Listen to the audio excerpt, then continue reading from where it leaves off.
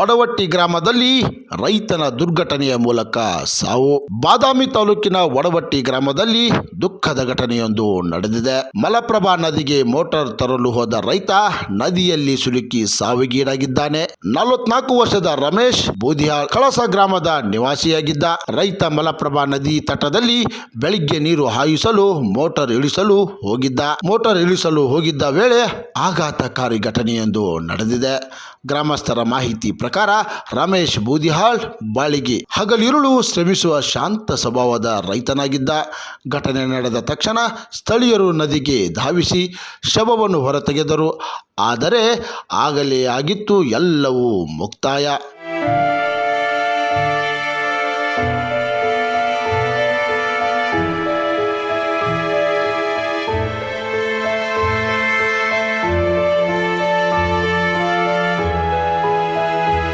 ಕ್ರಾಂತಿ ಸಮಾಚಾರ, ಬಾಗಲಕೋಟೆ.